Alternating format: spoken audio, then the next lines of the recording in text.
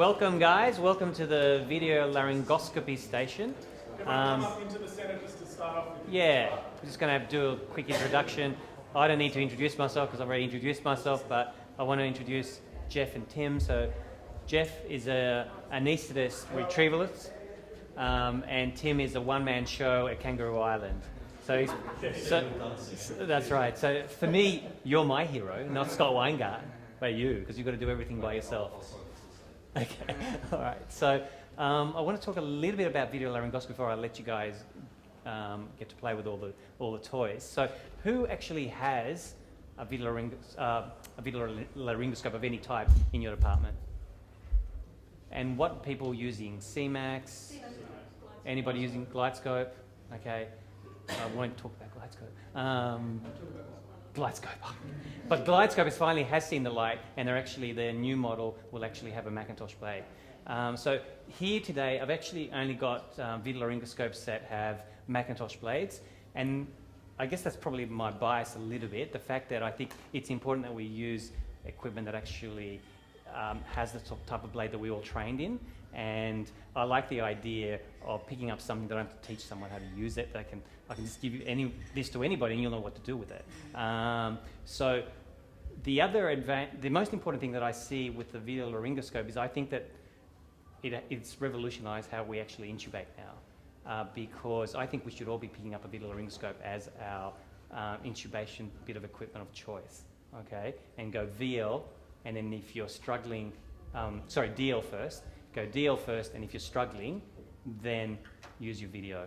I don't see this as a difficult airway bit of kit. I see it as a standard of care now. Just like I won't intubate anybody without having access to end-tidal CO2, I won't intubate anybody in our department without using this as our primary tool.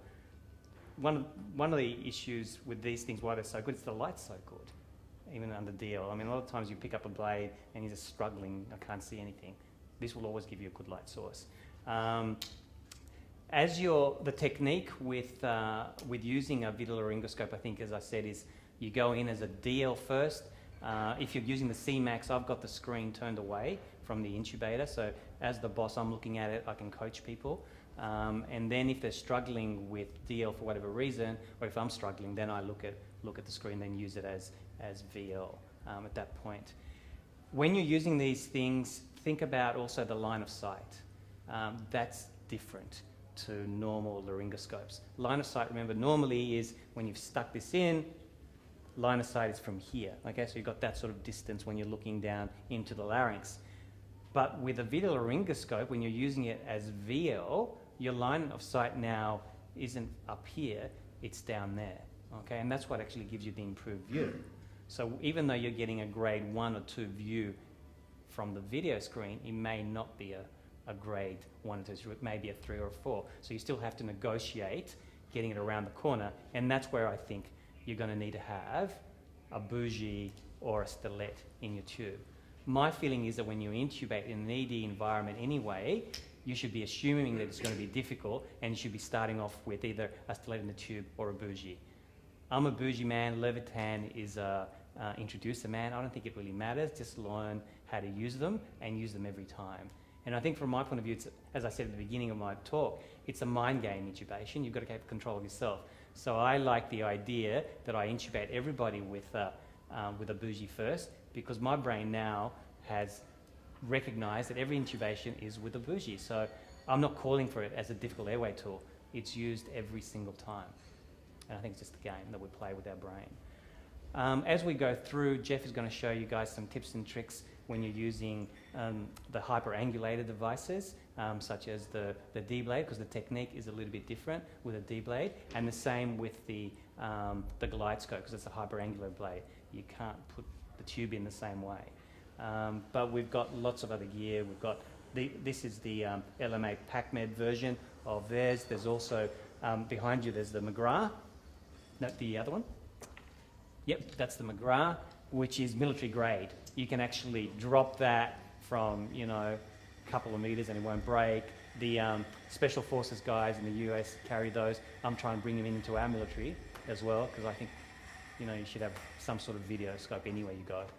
But they're all a license to kill. Yes. So you have to use them properly. Okay? That's right. And the technique, and I think we also have to remember the technique is exactly the same. And this is, I mean, look, I taught with Levitan last week at our cadaver course in Sydney, and this is something that I learnt from listening to him, is that we've got to think about how we intubate. And no one actually ever taught me, I don't know about you guys, how to actually intubate. They just said to me, just pop it in the mouth, push it all the way in, find the vocal cords and push the tube through.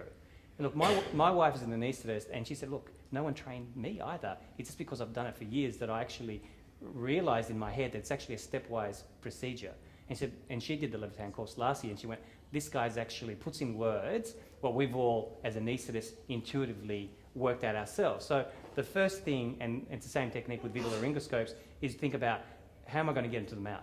So think about that's step one. So let's open the mouth. Step two is tongue control. And I think a lot of the times when you're struggling, it's because the tongue isn't quite being moved out of the way. So think about tongue control. Once you've got control of that tongue, step three is, where's the epiglottis? So it's not actually laryngoscopy, it's epiglottoscopy. Find the epiglottis. Once you've got that epiglottis and you're happy with the epiglottis, I think you're going to get it. And then once you've got the epiglottis, it's only at that point that you think about tube delivery. How am I then going to get it in? So I think if you think about it in those 4 steps, then when you're struggling, you can think, okay, all right, I'm not getting good view of the epiglottis. How can I improve the epiglottis? Oh, okay, maybe I can manipulate the larynx, or maybe I should give it a bit more head flexion, okay? So I think having a system is important, and breaking it down to simple steps, I think, is useful. So that's, I think, the only thing I needed to talk about. Jeff? One quick thing, just as a group. As we're moving towards using more video laryngoscopy, we're starting to become lazy. Stop the laziness. The positioning, your preparation, your plans, all that sort of stuff is even more important in the more difficult airways you deal with. Okay? Everyone can just go, oh, I'll get a view and put the tube in these days. But when it's really difficult, you'll be going back on your natural rhythm or your level of training. And if you're always lazy and you don't position well and you don't prepare and you don't have your plans, that's when it's all going to fall down. So we have nice positioning, nice gentle insertion of your laryngoscope just like you normally do, and nice view of the cords and passage of your tubes. There's a case that has been highlighted in a tertiary referral hospital in an unnamed place of Australia, where a registrar recently has put a CMAC blade in, watching the screen rather than the blade, put it in, put the tube in nicely, consultant watching, elective operation, extubate at the end, 2 days later represented with stridor, with a chest x-ray showing a partial lower denture in the trachea. And what they've done is quite nicely, not looking, they've just gently flipped that lower denture into the back of the mouth and then advanced it down into the trachea and left it there. So we're getting lazy. Stop the laziness. Stop it. Or he's got to whip you. Yeah. Or I'm going to use the other end and smack over the temples with it. The normal stuff we do with all of our direct laryngoscopy, continue to do it. It's good practice, and it makes the whole process finesse. Neither does make it look easy. Okay? It is, yeah. I mean, that's what my wife says. When you hold the blade, for example, she said, just think you're dancing with a beautiful woman. You've got to be gentle with it. So it's none of this, because I used to do this. I used to hold it like this. I said, no, don't hold it like this. Just hold it with a couple of fingers and be gentle when you put it in, and go slowly. And it's only when you actually have to lift up. So that's the only time I use a little bit of strength to pull it up. So basic stuff. So anyway, let's have a bit of a play, and then, so between, what is it, 2.3 people? So divide yourselves quite neatly into 2.3 people, and then pick a table, and we'll rotate around. And have a play with the kid. Get your hands on, ask questions. This is the LMA PACMed version. Right. So they've got a normal blade. They also have a hyperangulated blade, but it has a channel in it. And I sort of struggle with it a little bit because I don't like channel devices much because I'm stuck with the angle, and I like going from the sides to avoid blocking my line of sight. But anyway, it's a bit bulky, a bit heavier, but you get a good view. Yeah, you do get a good view.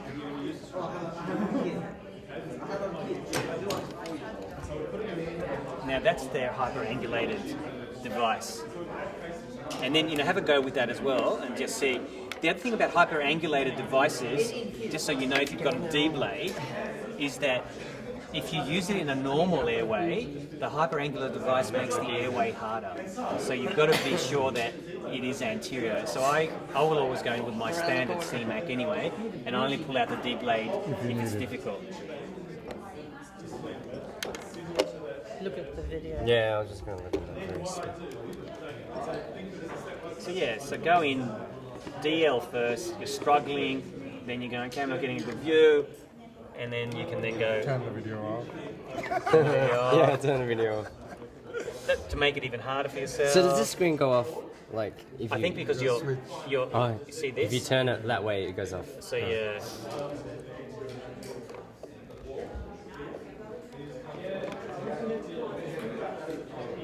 But that's the other advantage of using something that actually is the same, like a Macintosh blade. And the only other thing I teach with bougie technique is never let it go like that. I get the airway person to hold it. Because that way then you can concentrate on that's much better. intubating. Yes, please. And then you keep holding it. Then pass it down to your hands. Now, what happens in your experience sometimes when you put a bougie, put something down? Say for example, so I've got the tube. Twist the cord, practice the tube over it. So we've got this happening. Okay, so there's your vocal cords, your vallecula. So you've done this. So the bougie's in, but then this is stuck right at that spot. So what do you do then? Twist the motion. Which way? And look at the tube. Look at the tube, and then you can work it out. So which way do you think you need to twist it to make it go through? Oh, if it's like that, Clockwise then you and need clockwise. Yeah. So you twist like, see that? So look at that torque, and then it'll go through. Oh, is that clockwise? So that's so to the left. So that's That's anti-clockwise. So anti-clockwise. Now, hyperangulated devices, you can see it here. That's a hyperangular device. It makes the tube go up, doesn't it? Okay. So there's your vocal cords. You pop it through like a glide scope or one of these things, or even the D blade. It does that. So you've gone through the cord and it hits the top of the trachea, and now you're stuck because you can't move it up. Okay. So what do you do then? So which way do you turn it? To the right. Yeah. Because look what happens. Yeah. Now it's facing downwards. Okay. The D blade and the snap. So hyperangular devices, the trick is you turn to the right. Off bougies, you turn it to the left. Okay. What are you guys thinking of the light sources here? Very bright. Aren't they fantastic? Very bright. You can take out an eye with one of these. So these are the Carl Storz new LED. So this is a disposable brand, and we used them on the cadavers last week. Unbelievable. Like $15 or something like that. So you buy the battery and then you just chuck these out, and then you just replace them. And they come with either as a long handle or the stubby handle. Yeah. I like the stubby handles because I find that, especially if you've got big chested or big boobs or whatever, then you're not going to get stuck up on the chest end. So you're always going to have enough room. Yeah. Okay, so you're not going to. Yeah, you've got heaps of room as opposed to that. Trying to getting it into the mouth part. I also hold, as I said, I hold my blade like a couple of fingers, so it means that it forces me to be gentle. I think you have more control of the tip. Yeah. The closer you are to the tip. Yeah. The further you are away from the tip, you've got less control of what's going on. So I hold it exactly how you hold. One pinky finger on the. That's the McGrath. So that's military grade, as I said. So. These are about 3,000, I think. Yeah, they're a couple of thousand. Yeah. They give you a number of how long you've got before the battery runs out. The only negative thing about it is they've got their own proprietary battery. Yeah, it's flat. So you've got to buy their battery. And that frustrates me, I think, a little bit if it runs out. Yes, that pulls off. Oh, there we go. So there's the batteries in there.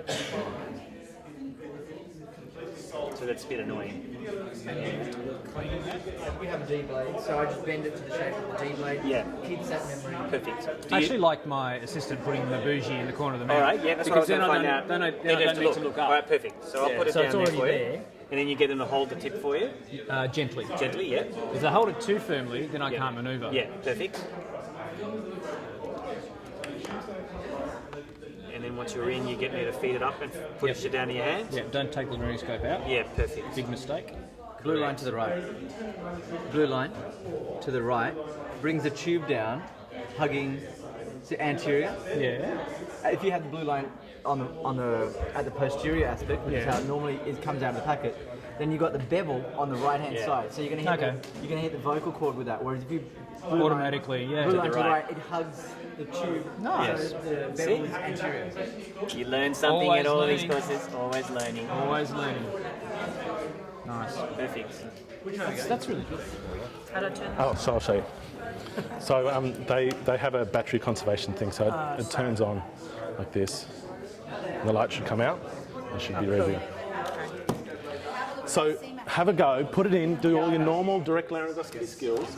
Make sure you're gentle, get it in midline, make sure it's comfortable, get a view. And then once you've got your view, grab a bougie that's pre-formed with a bend in the D blade sort of position. Get it into view, first step. Second step, get it between the cords. Third step, rotate it around so you can then advance it comfortably over the top. And remember, so even then, your field of view is precious. You're not going to see whether your bougie is going down the esophagus. Give yourself a little bit more distance, angle your thing up so you can see, and get yourself a nice field of view. There you go. And now Now I can see my the bougie first step is going down the esophagus. yeah, of course. Of course. So now, real estate, it's all position, position, position. Get your bougie into view. Now these bougies are getting a little bit old. If you come out, I'll give you a little bit of a bend. And the first step is get your bougie into view, and then direct it into the cords, and then that's the trick with bougies is you have to be a ninja. Woo! Matrix. And then get it between the cords. Can't get it even in. Now get it to midline. Get it to midline. Get it between those cords. Yeah. And then if you're doing biopsies of that anterior and then tracheal wall, rotate it around 90 degrees. Crankshaft maneuver or the healing maneuver. Can't lay claim to it. And you'll be able to then feed it nicely, gently down that. So yeah, look, I was taught never to preload an ET tube on a bougie because you've got absolutely no control over where that's going. But one of the techniques, this was taught by Paul Baker from the Difficult Airway Society, he's a Kiwi, so we call it the Kiwi grip, is to preload and bend round and hold essentially like so. And what that means is you can introduce this into the glottic opening, let go, your assistant grabs the end, and that railroads straight in. Saves you a few seconds, and that awful, as we were talking about, Tom, that hang up on the tip of the ET connector. It's not uncommon to get this happening. Okay, and as you said, often your nurse will just yank the thing out, and it all goes to custard. So the Kiwi grip, thoroughly recommend it. Excellent, thanks. Cheers.